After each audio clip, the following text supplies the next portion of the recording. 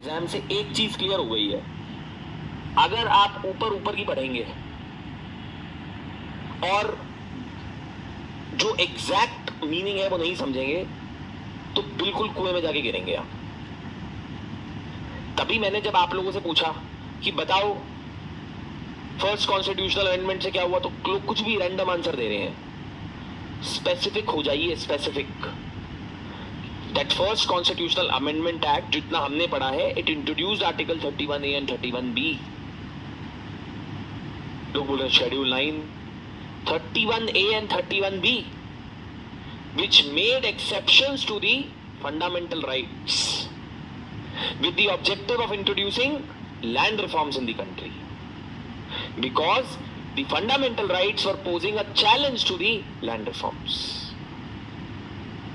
31A states that the state can make a law for achieving purposes mentioned in 31A, and those objectives of purposes, if they are achieved by the law, even if the law violates 14, 19 or 31, such a law shall be deemed to be valid.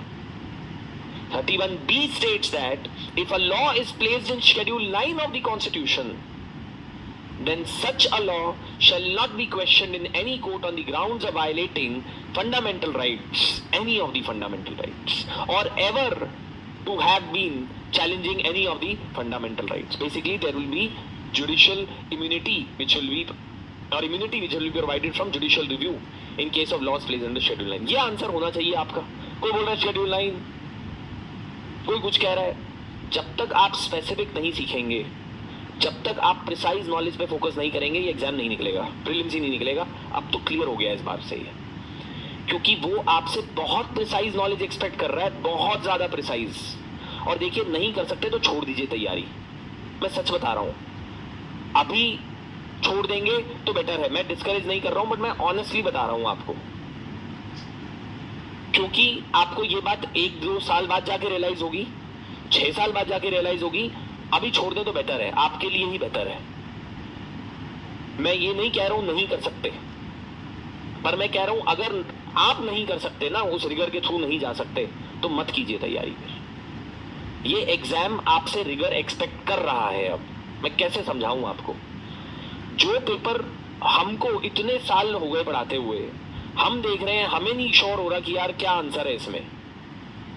Despite all our knowledge with all, मैं आपको मजाक नहीं कर रहा हूं। Prisons वाले question के ऊपर कल मैंने 1.5 घंटा कॉल करी अपने एक दोस्त के साथ, who is a supreme court lawyer. 1.5 घंटा मैंने डिस्कस किया उसके साथ, फिर जाके फाइनल कंक्लूजन निकला कि हाँ यार ये हो सकता है आंसर। तो आप एग्जाम के अंदर एक्सपेक्ट कर रहे हैं कि आप बस ऊपर ऊपर की पढ़ के जाएंगे और मजे आ जाएंगे एग्जाम में, ऐसा नहीं होने वाला। मेरे को लगता है कि अच्छा है यूपीएससी ने ऐसा पेपर बनाया, रियलिटी चेक मिल जाएगा कुछ लोगों को।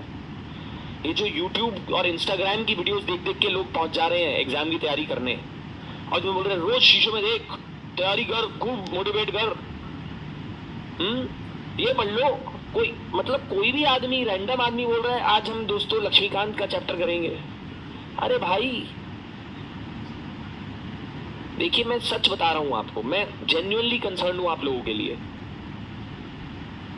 कि ये एग्जाम वो रह नहीं गया है जो आपको पोर्ट्रे किया गया पिक्चर, जो आप देखते हैं, जो आपको समझ में आता है। और मैं ये भी बता रहा हूं, देखिए toppers they may be correct in their place, but आप एक बात, जो इस बार के टॉपर्स भी हैं, उनको जरा पकड़ाइएगा ये पेपर कि यार हमारे लिए मुश्किल है तो किसी और के लिए। मैं तो कह रहा हूं, मैं कल जब रात को when I slept with a thought कि there is absolutely no way that UPSC can't show the candidate their place. वो दिखा दिया है UPSC ने कि this is what we can do, इस लेवल तक जा सकते हैं। वो लिटरली ये पूछ रहा है कि मध्य प्रदेश और केरला के MLA के अंदर किसके वोट की वैल्यू ज्यादा है। जब मैंने वो क्वेश्चन अटेंड किया, मैंने बोला हाँ MP के MLA के वोट की वैल्यू ज्यादा है, बट आंसर उल्टा है साहब। वो इसलिए है क्योंकि मैंने उसको बिल्कुल अज्यूम कर लिया, यहाँ तो होगा ही। यूपीएससी उस पे भी जा रहा है, जो तुम अज्यूम कर लोगे हम उसको भी चैलेंज करेंगे। ये बहुत इंपॉर्टेंट बात है, मैं जो समझा रहा हूं आपको। आप ये सिंपल सी पॉइंट इज कोई बोले कि नहीं नहीं हो सकता है अगली साल आसान आ जाए, मुश्किल आ जाए, मुझे नहीं पता क्या होगा. But the thing is that with this paper one thing is clear, that you need to be very very precise, very thorough in your preparation. Otherwise you are not going to stand any chance. कोई chance नहीं है आपका. ये UPSC ने proof कर दिया है. और ये कुछ लोगों का ऐसा कहना है कि नहीं नहीं इससे तो बड़ा प्रेशर क्रिएट हो रहा है एस्पिरेंट पे, बड़ा वो मत कीजिए. फिर अगर आप नहीं झेल सकते ये प्रेशर तो मत लीजिए, कुछ और कीजिए, दीजिए स्टेट बीसीएस जाके या कुछ और कीजिए, बट यूपीएससी की तमन्ना मत रखिए. Don't have desire for qualifying this exam. Very very important lesson which has been taught by UPSC this year. I really don't know how to convey it to you. मतलब हम अंदर से हिल गए हैं यार पेपर देखकर. मैं सच बता रहा हूं कि ये level of difficulty of questions, they expect you to be very precise. Anyway, please write down next